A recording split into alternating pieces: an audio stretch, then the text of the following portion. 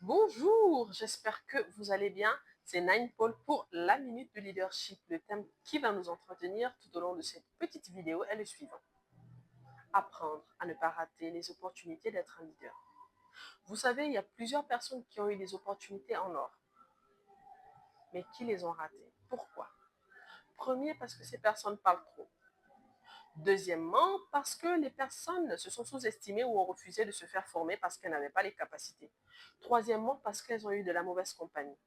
Alors, premièrement, lorsqu'on parle de quelqu'un qui parle trop, c'est quelqu'un que Dieu a décidé de bénir, mais qui ne peut pas s'empêcher de parler, de proclamer que Dieu va me bénir. Voici ce que j'ai vu. J'ai eu une pensée, mais je vais devenir quelqu'un de grand. Non. Tout le monde n'a pas besoin de savoir que vous allez devenir quelqu'un de grand. Si Dieu l'a dit, c'est que ce sera réel. Apprenez à fermer vos bouches sur vos projets. Apprenez à fermer vos bouches sur la vision que Dieu vous a communiquée. Deuxièmement, il y a des personnes tout simplement qui n'ont pas les capacités, mais à qui Dieu a fait grâce. Lorsque Dieu vous positionne, c'est-à-dire vous avez eu l'opportunité, vous êtes peut-être en période d'examen. C'est une opportunité que vous avez saisie, mais que vous n'avez pas gardée précieusement, parce que c'est plus facile d'arriver au sommet que d'y rester. Alors vous êtes là en train de vous dire, je suis déjà arrivé, j'ai plus besoin. Non, non, non, non. Quand on a une opportunité d'être un leader et qu'on est en période d'examen, on doit travailler, se faire former. On vous a donné un poste que vous savez que humainement, vous n'avez pas mérité. Le Seigneur vous a positionné là. Alors vous devez vous faire former.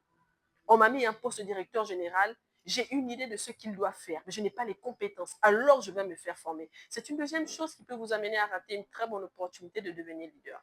La troisième chose, c'est vos fréquentations. Vous savez, lorsque vous fréquentez de très mauvaises personnes, les opportunités vous fuient.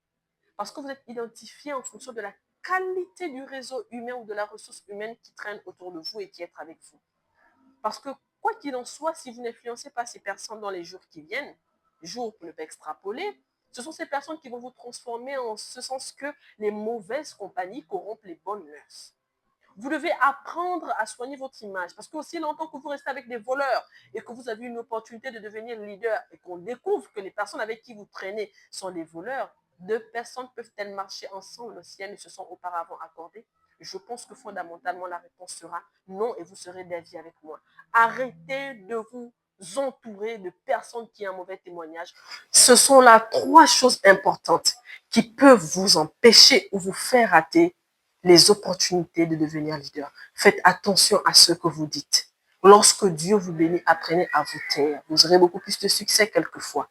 Deuxièmement, lorsque vous n'avez pas la compétence et que Dieu vous positionne à un endroit, ce n'est pas